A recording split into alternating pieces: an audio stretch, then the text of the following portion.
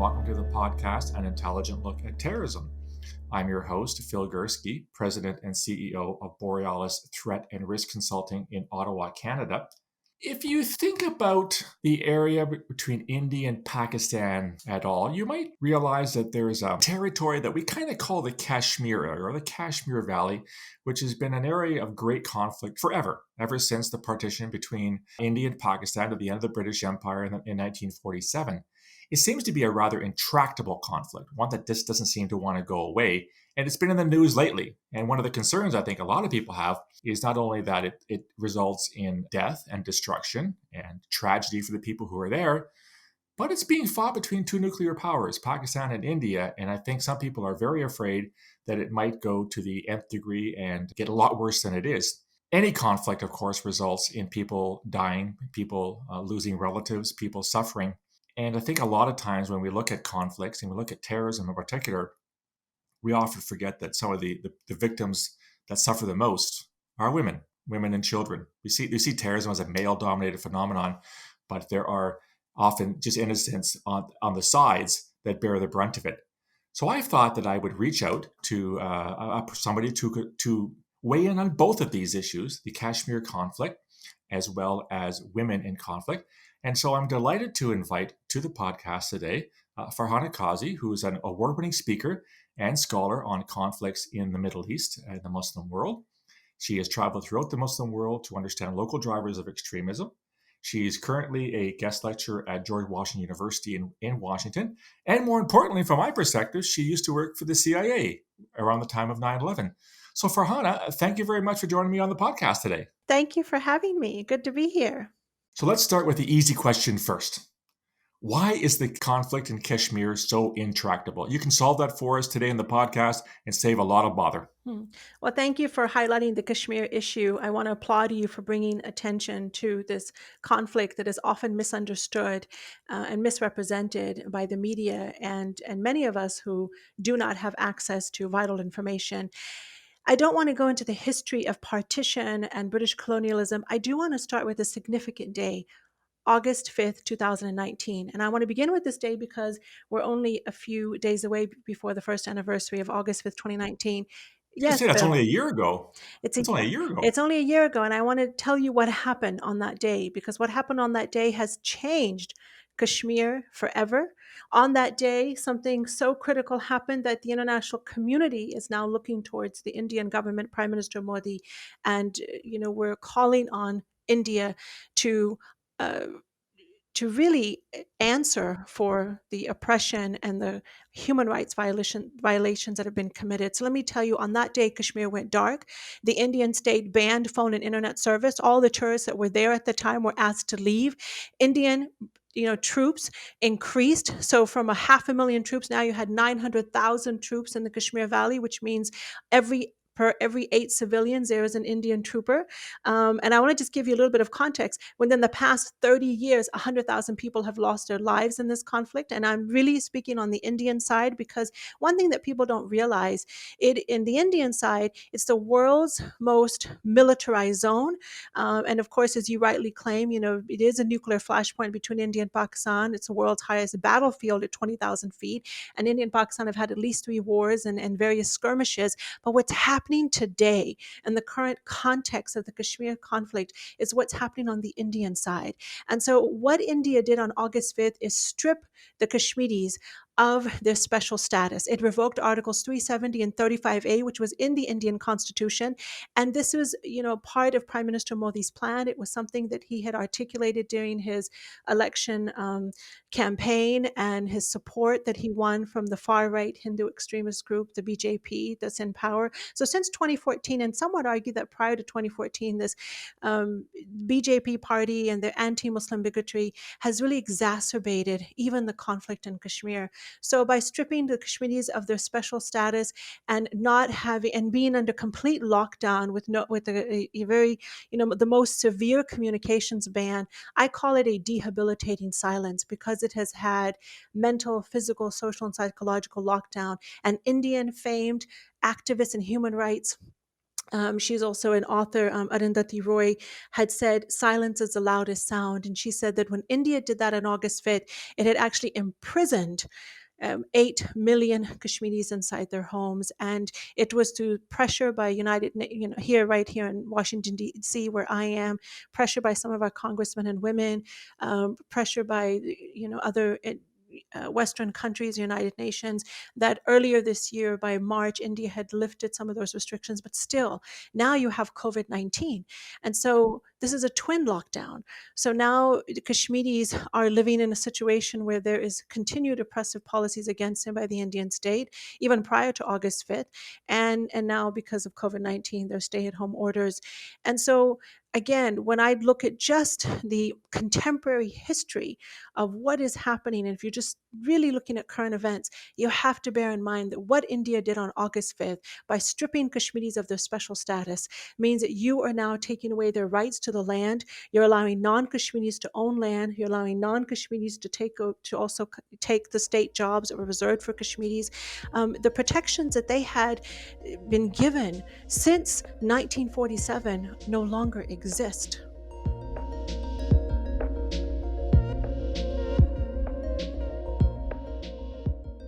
A lot of what you describe, and by the way, thank you for highlighting that. I do recall when India did that last year. I'd following it because I do follow sort of terrorism trends and counterterrorism trends. A lot of what you're talking about strikes me as very similar to Israeli policies in the West Bank in terms of the creation of settlements, the granting of land to Jewish settlers. Why do you think, Farhana, that this event went largely unnoticed in most of the world? Because it was unprecedented, and it was completely shocking that, if even to local Kashmiris, as this was about to happen.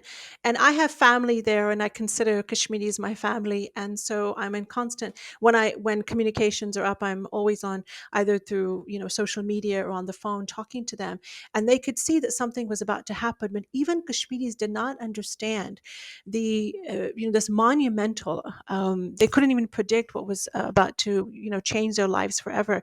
And so the question that you ask is one that Prime Minister of Pakistan Imran Khan was asking when he went to the United Nations 9 months ago, calling on the international community to take action.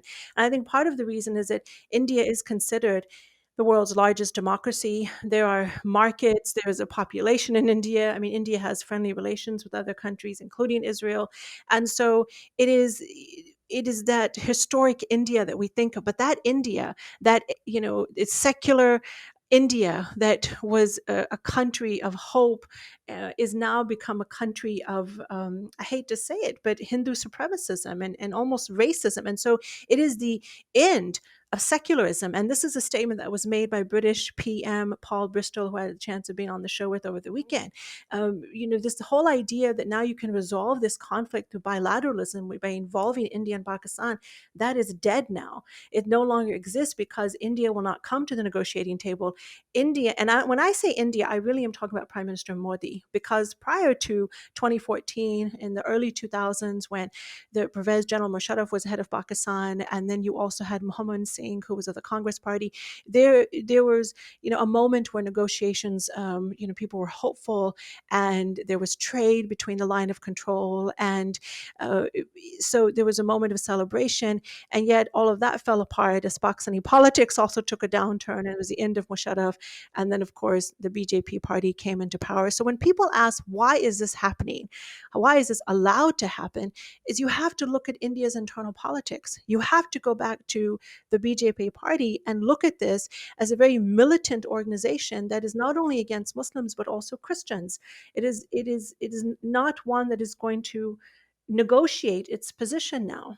Okay, any argument here, Farhana. I am not a fan of the Modi government. I am not a fan of the BJP, and I'm not a fan of the RSS, which basically tells the Yes, BJP what to do. In fact, I wrote a whole book on Hindu extremism in my most recent book, When Religion Kills. I'm going to play a little bit of devil's advocate here, though. yes. You're a Pakistani. You've got family in Kashmir, so clearly you have a position. One would say a biased position. So, what would your response be to those who say, "Well, yeah, India is definitely at fault"? Like I say, Modi is no Democrat. He definitely is a Hindu extremist. He definitely either encourages it or turns a blind eye to what's happening.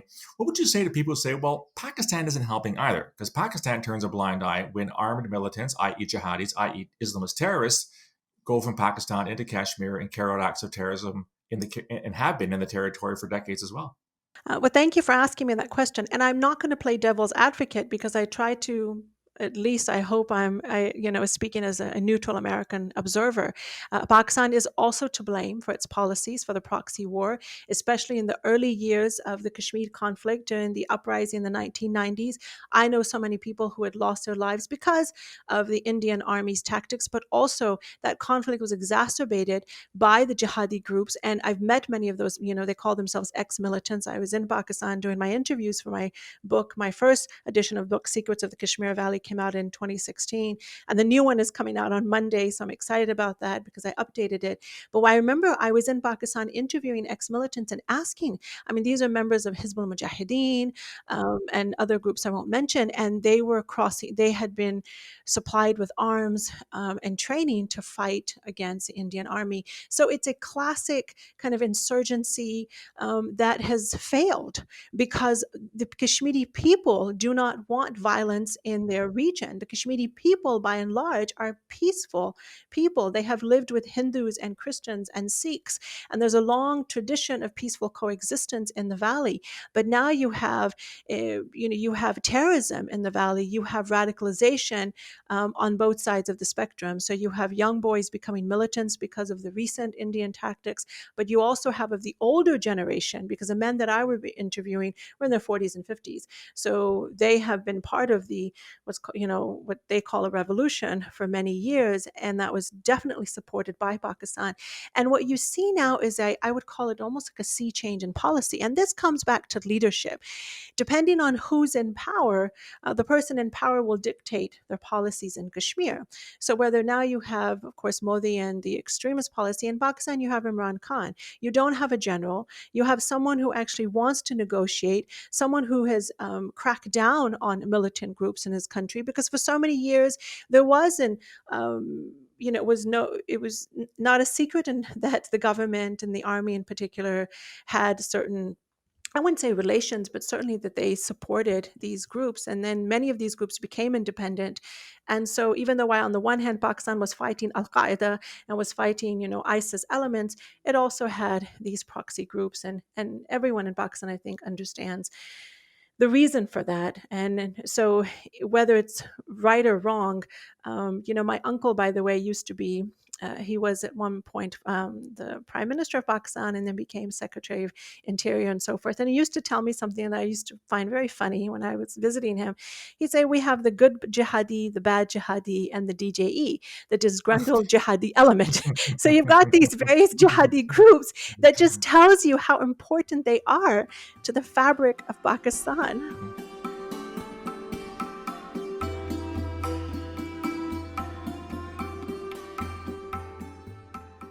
I think you've pointed out, and rightfully so, that like any conflict, it's complicated. It's not always a black and white affair. And listening to you speak, and by the way, congratulations on the second edition of your book on Kashmir. You've also made it quite clear that the average Kashmiri, would be a Muslim, Hindu, whatever, is the person who suffers, which is usually the case in most warfare. Yes. Which leads to my next question, Farhana. Another part of your research program has been looking at women and terrorism. I mean, you've written about it extensively. This is a very broad question, and so feel free to answer as broadly as you want.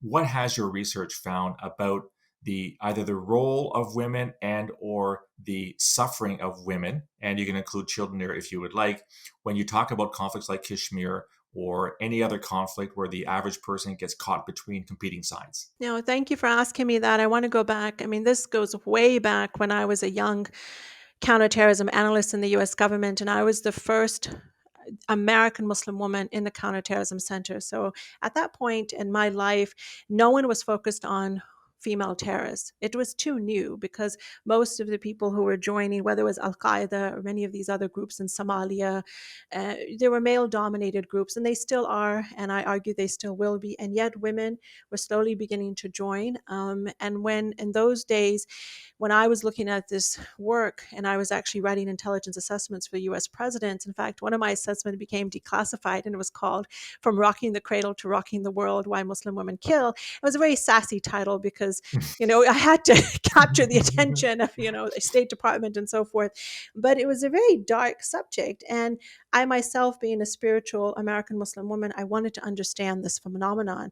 And I began to see that in those days, the greatest support women offered was spiritual.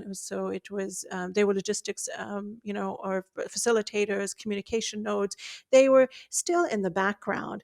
And yet, over time, by the time you were looking at even some cases in Chechnya, or by the time I left the agency and I was a policy analyst, the RAND Corporation, I began to see women strapping on the bomb in Iraq.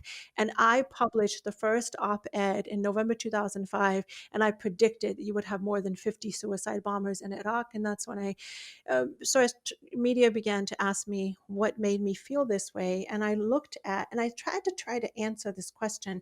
And I was giving talks in government circles and wherever, and I began to realize that this was such a complex topic that I had to break it down. And so finally, when I wrote my book, Invisible Martyrs, which came out in 2018, I created a 3Cs framework. And this has helped me, but it also helps military officers that I train today, which is context, culture, and capability. That if you truly want to understand the roots of radicalization, because I do believe we need to come back to the psychology of violence, you need to understand one's cultural background.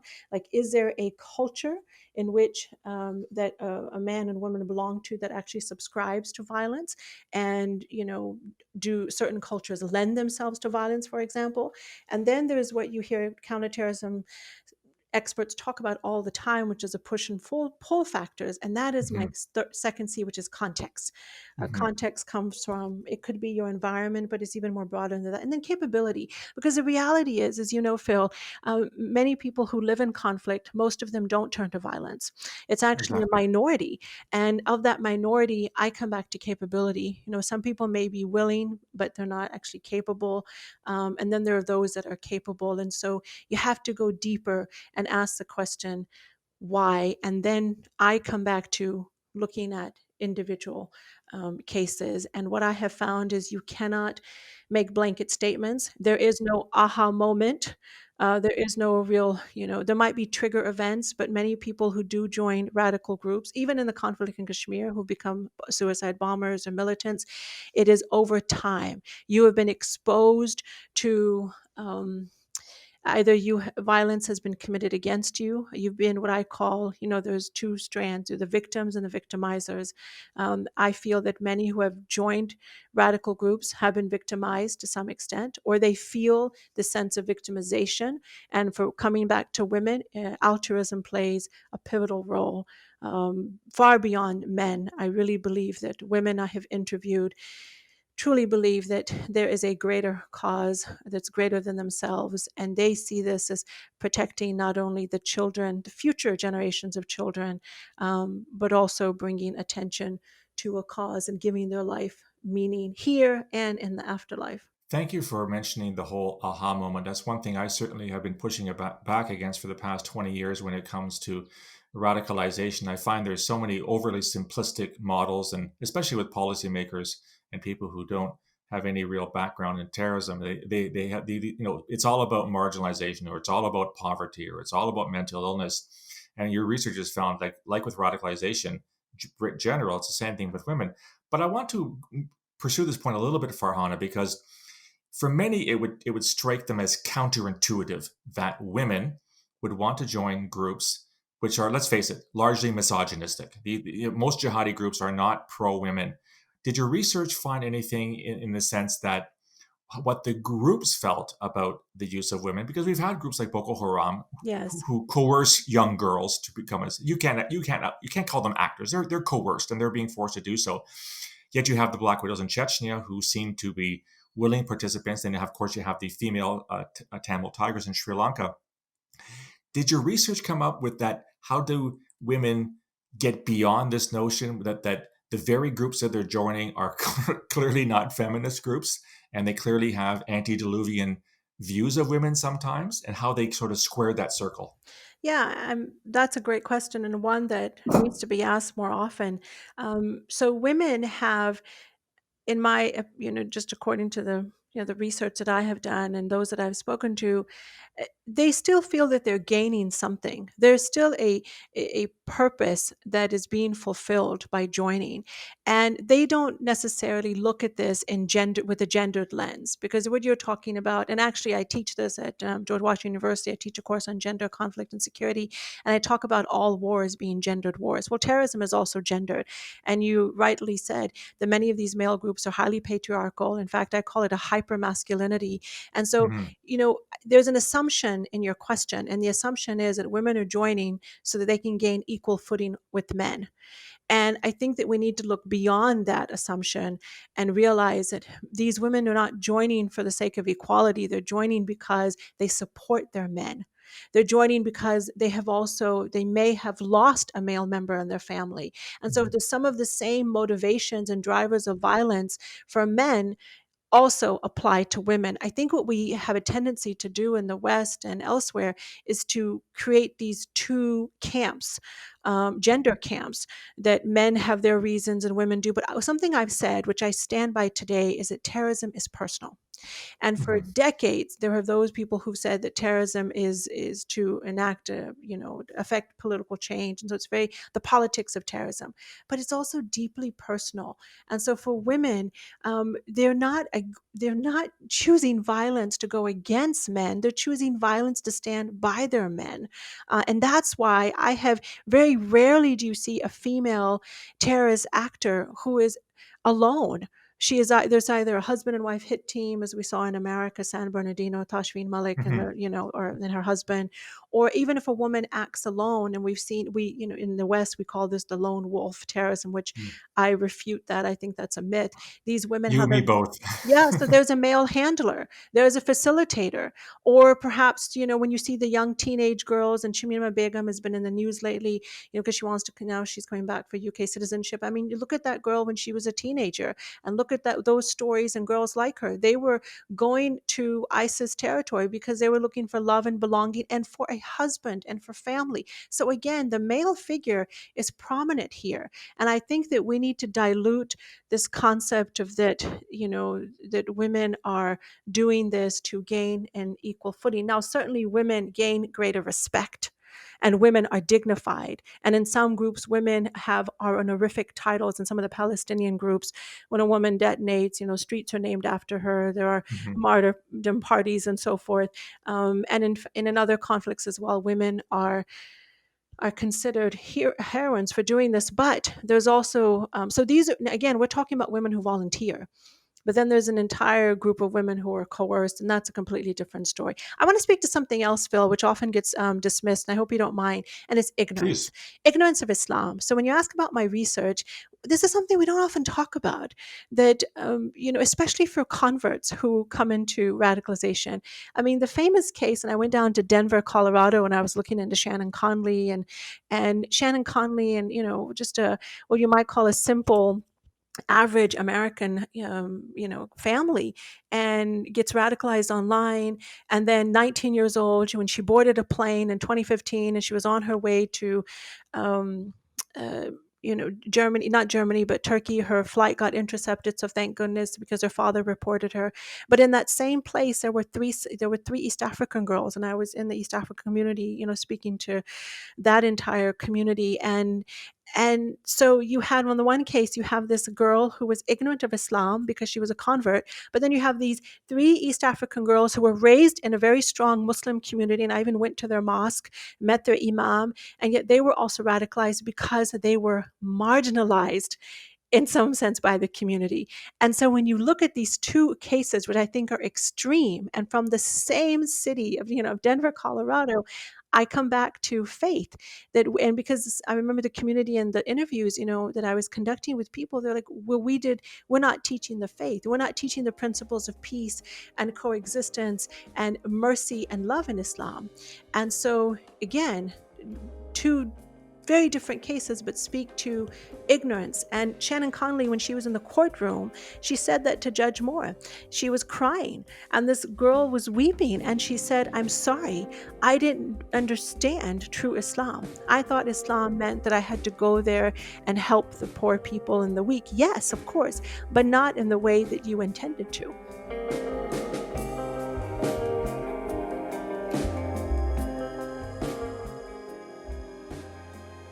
you've raised this issue about it being very personal, and I thank you for doing that. Like you said, you've got one city, two cases where circumstances would be somewhat similar, perhaps in terms of socioeconomic status or simply the general environs of that particular, so Western American city.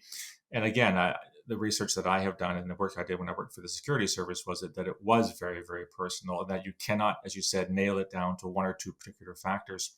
And I'm also glad you raised the whole thing about faith. I mean, I'm not a Muslim, and yet I fight back constantly against this notion by those. And there are sort of trolls and everything online that will push back against me and say, "Well, you're missing the point. Islam is about violence and it is about terrorism. You don't get it," kind of thing. To which I retort, yes, there are elements that people will misinterpret or misuse to justify the use of violence, but that's no more Islam than Christian extremists who use Christian scripture to justify the use of violence, or Jewish settlers in the West Bank, et cetera, et cetera.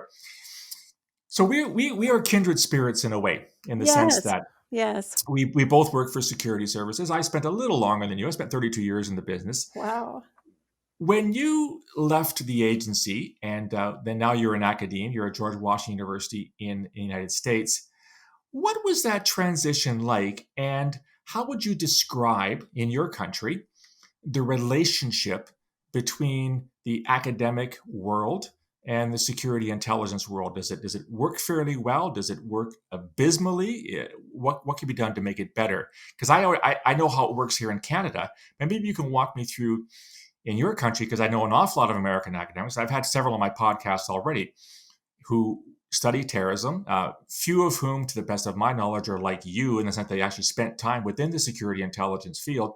So you could just talk about your experience with the agency, your decision to leave, and then how you have found, reflecting on that now that you're an academe, when it comes to the security intelligence world, because it's not rocket science to know that a lot of people in academia can't stand the security intelligence world. They don't see it as either a legitimate field, or they have criticism of it, or et cetera, et cetera. So maybe just share some thoughts that you have, Farhana, on these questions of academia and the security intelligence organizations.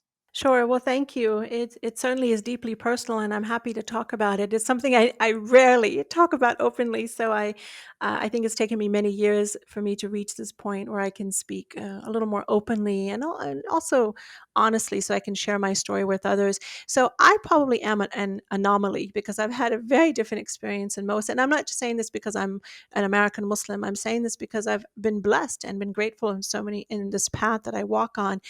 So many years when I was in the agency, I was only 24 years old, and that was before and after 9/11. So it was a very long time ago. But even in those days, there was a strong relationship and a strong respect for the academic community and for journalists. I mean, it was back in those days that I first met Peter Bergen, who's now on CNN, who now I Mm-hmm. know well. It was in those days that I actually first met Dr. Bruce Hoffman, who is now this seminal terrorism expert. And it was Dr. Hoffman who changed my life, because I had been in the agency 5 years in. I was focused on Al Qaeda, that was the threat, and trying to capture bin Laden. And this man said to me, "Farhana, have you ever thought of leaving?" He opened the door for me. And it's a story that I really don't tell very often, but I couldn't imagine leaving. I didn't know any other world. But I realize now that I'm a researcher, and I travel freely throughout the Muslim world. I realize now that what I was trying to do then is what I'm trying to do now, which is learn, which is to gain knowledge and to seek knowledge. And how do you learn? You go to the source. And of course, the methodology and of course the methods are very different. And I'm not going to get into the methods of the agency and how the intelligence Because you can't community. do that. You get both of us in a lot of trouble. Well, not only that, but it's just that I think that this is a better way, quite frankly. When I left the agency and I was able to travel and actually talk to people, I realized there's more to the world than police forces and security agents and government leaders and all those people that I was meeting before, they play an important role. But what about the common person? What about the person on the street? What about the taxi driver? And then I went to the conflict in Kashmir, and I thought, what about that poor village woman whose husband has been taken away from her? Or what about the woman who lost her son in the 90s and spent 20 years looking for him? And I talk about Mowgli in my book. I mean, what about those people who are just ordinary citizens or ordinary people trying to live their lives. And I wanted to talk to those people, and I wanted to get to know the civil society actors. I mean, who are the people who are not in government? Who are the what we call the non-state actors who have a powerful voice, who are legitimate, who can really affect change? And those people have been given me more light and more knowledge than I have ever gained in the intel world. And that's my only slight criticism to the intelligence community, though I still have friends there, and and I respect the work that they do. But I find greater depth as a researcher being on the outside, and I'm also still with the one foot in. So the State Department, for example, continues sometimes invites me, and I give lectures, and I still teach part-time for the U.S. military. I've been doing that for over a decade now, and I enjoy engaging U.S. military officers. And in fact, even in Canada, I've been to your country and trained your CSIS as a lecturer once. And so I enjoy meeting people at different organizations or countries, and I feel that I have an opportunity that I didn't have then. But it's not an easy transition for many people. Some of my friends who left the agency, it was really daunting for them. They didn't know how to. They would say to me, "Farhana, how did you make it in the real world? How did you, normalize your life?" Because we're always mindful of the work that we have done prior. But again, the skill set and the training that I received back then as a researcher, because I am an analyst at heart, and I'm a researcher by training. And so I carry those skills to this day. And what I can do now that I couldn't do then is now speak to, whether it's 10 or hundreds of people. I enjoy not only seeking knowledge, but there's a saying that we're knowledge seekers and knowledge givers. So I love sharing what I know, and also learning from other people's experiences and their travels to the Muslim world. Well, it turns out we have something else in common, and that we're both big fans of Bruce Hoffman. Yes, yes. Bruce was on my podcast a few months ago, and I look upon Bruce as truly one of the giants in terrorism Yes. studies in the West. He's been doing it for a very, very long time. I'm really sorry to hear that you went to my headquarters, and I don't think I was there at the time. I would have loved to have Oh. actually met you in person at CSIS in Ottawa. But Farhana, your story is a fascinating one, and it does show, I think, a few things. It shows that the profession of intelligence analysis is one that will often provide people with some really good basic skills that can be deployed elsewhere. Secondly, there is a life after security intelligence. Yes. A lot of people, I think, do struggle with when you have access to very, very sensitive, privileged information, and then all of a sudden the carpet is yanked out from under your feet, and you wonder where you're going to go from there. You clearly have gone to academia. You've done very well for yourself. Congratulations on your books and on the second edition coming out. Thank And you. I want to thank you very much for your candor and your openness in talking to me today, not only about a very important conflict, which I do agree is underreported in Kashmir. You've also talked about the suffering of the locals with great emotion, and I do respect that. You've given us some more insight on the roles of women on terrorism, and you've been a great guest. So thank you very much for appearing on the podcast. Oh, thank you for having me. And I look forward to coming to Canada again someday. Thanks, Phil. You'll be my guest. Thank you. That was my conversation with Farhana Qazi. I'm curious as to what you think about some of the things she had to talk about. You can reach me on email, borealisrisky@gmail.com, or on Twitter @BorealisSaves. You'll also find me on LinkedIn and on Facebook. If you like this content and want to receive it free of charge, please go to my website, www.borealisthreatrisk.com. Hit the subscribe button, provide me with your email address. You'll get a free daily digest with all podcasts, blogs, and other material free of charge to your inbox every morning. I'd love to hear what you think of this and other material. Please write to me. I'll talk to you again soon. Until then, stay safe.